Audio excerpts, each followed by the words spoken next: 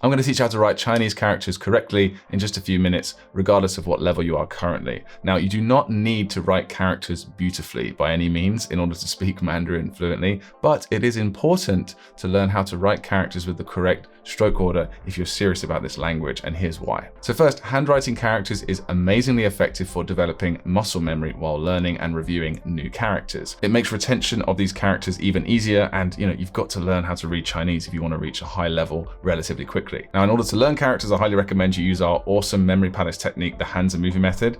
Link in description to that video, but do not write them over and over again to burn them into your memory. That's called rote learning, and it's terrible. You want to use memory palaces, mnemonics in order to memorize the characters, and while you're learning them and reviewing them, you want to write them just once, maybe twice, and that's it. Secondly, using the right stroke order makes handwriting so much easier and more efficient. The Chinese people have been writing a certain way for thousands of years, spent trillions of hours doing it one way, and they do it for a reason. So it's good to follow these rules. You might feel like as a beginner, oh, this way seems better, more intuitive to me personally. Just trust the system and your characters will look better and they'll be easier to write. Now, a third reason to learn to write characters with the proper stroke order is if you want to be able to see a character that you don't know and then input it into your dictionary to learn more about it. And the best way of doing that is to use your finger and write into your Pleco dictionary. And if you write with the correct stroke order with your finger, not only will it be more fun and easy to write, but your phone will actually recognize it. Writing by hand is also a surprisingly effective and satisfying way of getting output practice. If you learn to write by hand, you'll be able to do journaling and make notes, and that's not only fun, but also super useful. Another sort of hidden benefit of learning how to write characters properly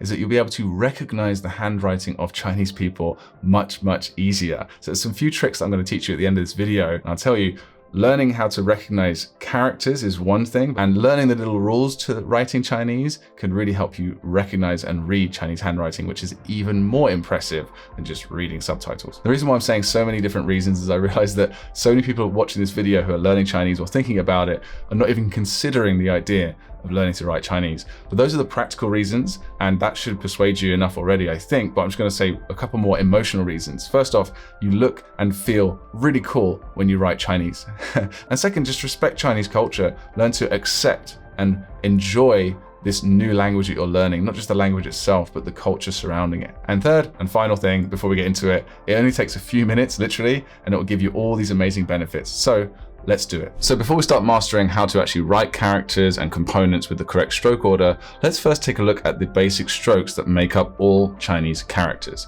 So there are 6 basic Chinese strokes. That's 6 in Chinese, by the way. And this character, Yong, meaning eternity or forever in Chinese, actually encapsulates all 6 basic strokes. So here's the first one.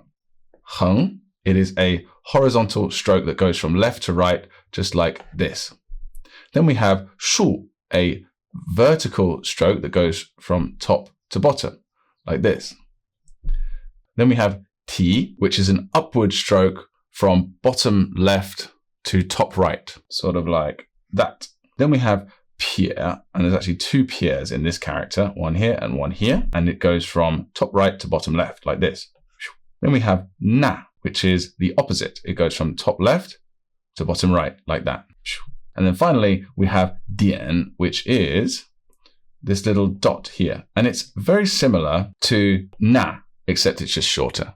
So with a paintbrush, it looks like a dot, but with a pencil or a pen, it looks more like a tiny line that goes from the top left to the bottom right, like this. It can also go the other way in certain characters, from top right to bottom left. Now, as well as these basic strokes, there are 4 combining strokes. And there's actually a couple of these combining strokes in this character too. One is the de, this bend here, a 90-degree bend, and the other is a hook here. Let's look at some more characters to see these combining strokes in action one by one.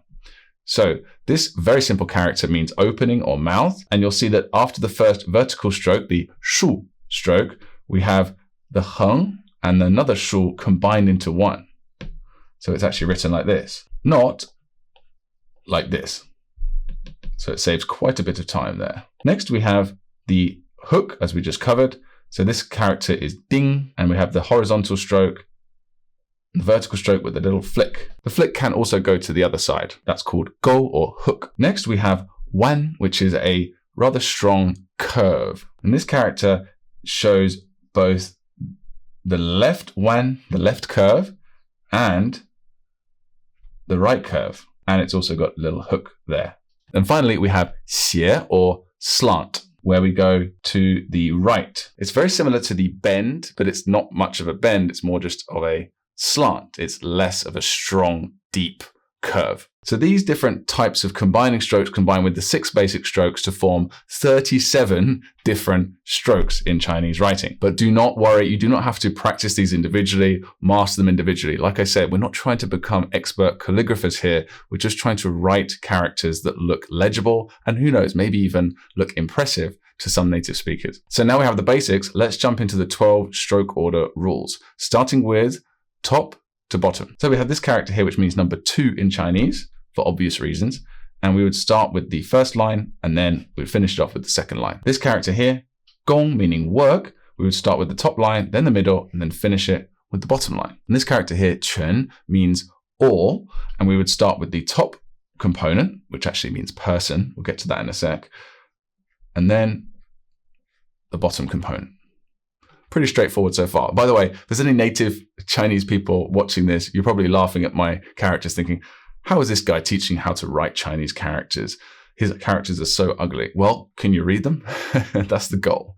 I just want to have legible characters. Again, we're not trying to become a calligrapher. If you want to write Chinese characters really nicely, it does take many, many hours of practice. And having worked in a Chinese high school before, I can tell you that even Chinese high school children, a lot of them have very, very unattractive characters. It literally takes years and years of practice. So we're not trying to get to that goal because the payoff is not worth the effort for most people. So just work on getting the stroke order rules right and you'll have legible characters, and that is the goal for most people. Rule number 2, left to right.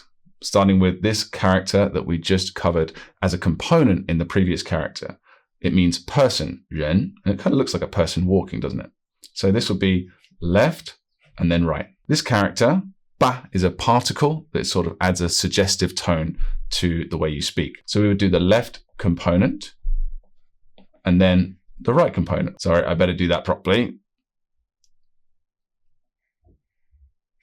There you go. Got to have a hook there as well as the wan, the bend. This character means school, xiao. So we'll do the left tree component and then we would do the right side component. Again, I'm not going to win any awards for how beautiful my characters are, not by a long shot. In fact, you know what? I'm going to rewrite that one because even for my standards, that's not quite good enough. So let's do one more. That's a bit better. All right, moving on to rule number 3, horizontal before vertical. So this character is number 10 in Chinese, shi. We would do the horizontal stroke followed by the vertical stroke. This character means big, da. We would do the horizontal stroke followed by the other 2 strokes that cross it. This one means dry, gan, and if it's pronounced gan, it also means to do, funnily enough. It's called a 多音字, or a character with multiple pronunciations. So this would be top to bottom as per the first rule, and then we would cross with the vertical stroke at the end. Pretty straightforward so far, right? Rule number 4, diagonals right to left before diagonals left to right. Let me show you. So this character here, yo, which means again, we would do this stroke first and then do the left to right stroke. So right to left before left to right. Same with this one. This is wen, meaning culture or language. We do the dot at the top, again, top to bottom. And then we would do the right to left crossing stroke first before the left to right. And this one we already wrote earlier when I was describing the combining strokes to you. This is ge, which is a very rare character. It's actually a rather common component in other characters. This will go left to right and then right to left. And then we'll finish it with a dot. That's another rule, which we're going to get to right at the end. Now, rule number 5, you've actually already seen. This is going to happen a lot through this video because characters naturally involve several stroke order rules at once. There's several components at play. So number 5 is left vertical before enclosing. So essentially, whenever you have a box-like character like this, you must do the left vertical stroke first before doing the enclosing strokes. This character is pronounced yu, and it means day. We do the left vertical first, the shu stroke, if you remember those Chinese names, and then we would enclose it. This next character, 4, meaning number 4 in Chinese,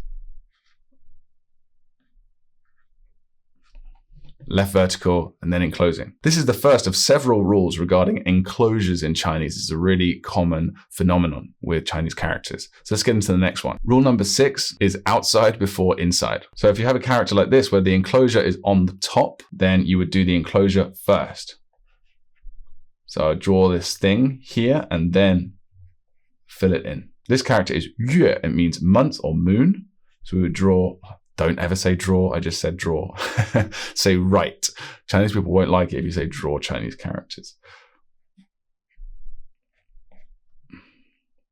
There we go. Do the enclosure first, then fill it in. If the enclosure is on the top. This one looks a bit odd, doesn't it? Because you're not sure, is the enclosure on the top, or there's a sort of tail sticking out the bottom here? What does that mean? Well, yes, in this particular character, the enclosure is right here, and it's technically on top. And it is an enclosure, so we want to draw that first. Write that first. There we go. Next rule is inside before outside, which I know is the complete opposite of what we just did, but it's only for enclosures that are on the bottom. So it all become clear very soon. So this character is 凶, which means fierce. So you would first do the X according to our previous rule of right to left, and left, then left to right. And then we would finish it off with the enclosure at the bottom. This character, Dao, which means way. We would first do this component, and then we would do the little road or path component, enclosing it on the bottom or the bottom left. Here's another one that's like an enclosure. This involves one of my favorite components to write, which is that one. There we go. Now, rule number 8 is another enclosure rule. You've already seen it in action a couple of times. If you have a box-like or a character with an enclosure like this one, you will, of course, do the left vertical first, as we already covered. Then you will do the zhe, the 90-degree angle one. And then you will fill in whatever's inside, and then you will add the enclosure. It's like getting all the sheep into the pen first and then closing the gate. So this one here means field, speaking of sheep. So this one is you write the cross first and then close it up. It's harder to write on an iPad because you don't have much grip. With paper, it's very unlikely that you'd have those sorts of issues where your pen's sort of all over the place. Next character here, this means country, guo. So we would write that first, and then before we enclose it, we would fill in and then we would enclose it. The next rule is center verticals before the wings. So this character means small, and it's pronounced xiao. And we would write the vertical line here with the little hook at the bottom, and then finish it off with the wings on either side. This one is also very common, means water, shui. So we would do the line with the hook, and then the left side, and then the right side, of course, left to right. This next one, lai, follows this rule, but there are other rules at play here. So we don't write it like this, and then the dots and the wings here. What we do is actually we do top to bottom. So that sort of supersedes this current rule, because it's a more important rule in this case. So we do the first line, then the dots, then the second line, then we horizontal stroke through the vertical strokes, and then we add the wings at the end. These are the kind of situations where you just have to get used to where certain rules are at play and which rules trump other ones. But overall, there's not many situations where you get confused by this. Next rule, you've already seen in play 2, that is cutting strokes last. It's one of my favorite rules because it's very satisfying. So when you have a line that goes through the middle of a character, like zhong, for example, often what you'll do is write the stuff that's going to be cut in half and then write the horizontal stroke that goes through it all at the very end. So this character means middle, and you can see why, right? It's just a line straight through the middle of a square. This character means ban, and it actually looks like something chopping something in half and things sort of flying off the sides. So you would write the 2 dots and then the 2 lines and then whoosh, cut it in half. This character means sheep. So we would do the 2 top dots and then the 3 lines here and then cut it You like the sound effects? I don't know if that's helping or not. The next rule, number 11, is top or upper left dots first. So let's look at this character, wei, or wei, depending on how it's used. It means for the sake of in Chinese. So we do the top dot first, then that line, then this line, and then finally the ending dot in the bottom right. This one means door, men. We would do the dot first because it's in the top left. And then we would finish it off with the other strokes. This one here, meaning clothing, yi, we would do the dot first, it's on the top. Then we would do the rest of the character, following the other rules that we've learned from left to right, top to bottom. And finally, number 12, we're going to finish off these rules with another rule about dots, and that is inside dots or upper right dots last. So again, top or upper left dots are first, but inside or upper right dots are last. Let me show you what I mean. So this character is very common. It's wo, meaning I, and it involves the ge component that we saw earlier.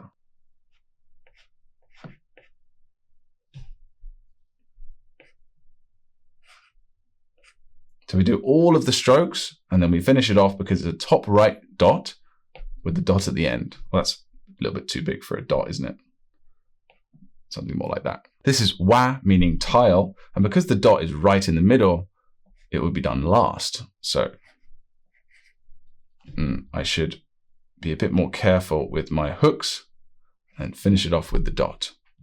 Finally, this character has the dot technically inside of it, and it means jade, yu. So we would write these components first, these strokes first, and then the dot at the end. All right, so those are the 12 stroke order rules you need to get used to if you want to write legible Chinese characters. Now, before we finish off, I'm going to teach you some bonus knowledge that's going to make writing Chinese characters not only much cooler and interesting for you, but also much easier and faster. And as an extra bonus, you'll be able to more easily understand the handwriting of Chinese natives, which, just like English handwriting, is rather different from the typed version and sometimes seems like a whole different language entirely. But once you master these little tricks for handwriting, things will become much clearer. So let's take a look at this character we've seen several times already. It means opening, and by now you know that we write it like this. And that's fine, but Chinese natives will often write it like this. So it's almost like writing a 1 and a 2, and you can even do this as one single stroke, like that. So again, slow that down. It goes 1, 2, or 1, 2. So this character for eat, we could write like this. And you can even join up those as well. And it even works for half boxes, like the one you see in this character, ji, meaning self. So you could just do here. And we can even take it further with this component, which is rather common as well. You can, instead of writing it like this way, which, you know, takes quite a while, you can do a shortcut and instead just do this. You'll see this component a lot too, and it's, you know, clearly quite troublesome to write. So you can do the same thing like that. Now, when you have 三点水, these 3 dots water, another super common component, you can try this instead. Instead of writing each individual dot, 1, 2, and 3, you can just join them all together. With this one, what you can do instead is just 1 and then 2. So for example, this character river could just be 1, 2. And also using this, the trick we learned for the box earlier. Another really common way, instead of writing these 4 dots individually, would be just to write the first one and then draw a line with a hook instead. So this is a common one, meaning dian, to order food. We can do the same trick we learned before, where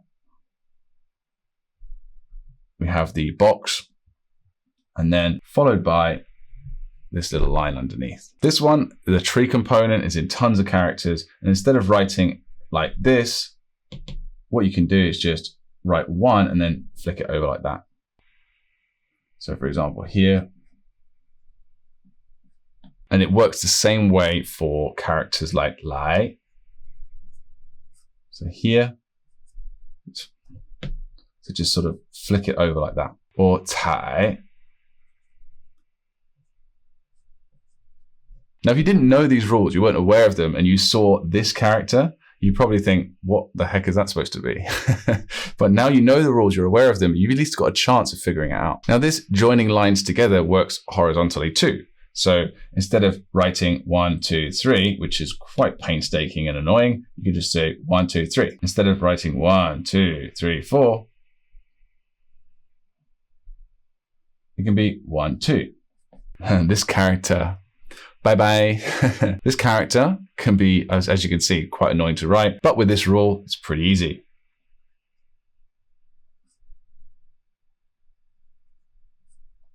There you go. And we can do it horizontally. So this one, Chuan, instead of 1, 2, 3, we can do 1, 2, 3. Now I'm using a pen on my iPad, so all of the lines are the same thickness, but you're using a pen on paper, the joining lines will be thinner and it will be far more legible. Same with this character. We can combine what we've learned already. So 1, just do a little squiggle for those. Flick over and then 1, 2, 3. So this character could be 1, 2, and then 3, 4. Saves quite a lot of time. You can also join up 2 dots like this. Just like we joined up the 3 dots here, you can also join up 2 dots like this. And we can use another little trick for this section here. So if you see, so instead of doing this 1, 2, 3, 4, 5, we can do 1, 2, 3. Just put a squiggle or a Z there, and that will do the job. This character Jin, meaning end, we can also combine what we've learned here and here, squiggle. We're not done. There's still some more shortcuts you can take. So with characters like xiao, like small here, you have to write the vertical line first, then go over here, and then go all the way over here. It is just way too difficult. So too much effort going all the way from there to there. So let's make it easier. Here, you do 1 dot and then another dot. This character, instead of going, oh, so difficult, having to do all these individual lines, you just do, yeah, you probably guessed it, 1 line there. Just do that one more time. So you do 1 line like that, and then cross. Same with this one. And yes, even the same as this one. Sheng. When you see this one with the 2 components here, instead of writing 2 lines, you just do 1 and then go back on yourself. And then here, like that. This one really impressed me when I first learned about it. So yo, to have, very common and kind of a pain to write. So what you can do is kind of change the order of the way you write the strokes. This is quite common in order to make it easier and faster. So instead of doing this one first and then this one, we do it opposite. We say round like that. Do a little round here and then come around like that. So it's all one stroke and then just add those 2 lines at the end. Let me do that one more time for you. So around and then down. Isn't that cool? Same with this one. So we go around and then you might need to rewind those last few and play them again to get the hang of them. This one I sort of covered up partly here, but you can do the little X and then that can go straight down and continue it on. Believe it or not, Chinese natives should be able to read that. Just a couple more really common little handwriting tricks in Chinese that'll speed things up for you. So this one, really common character, really common component. Easy. Slow that down for you. So it's 1, 2, 3. And this last one is perhaps my favorite one of all because it saves so much time. Although I think this squiggle, this line here looks really cool, it is kind of a hassle to write. There's lots of moving parts to it. But guess what you can do instead? Boop.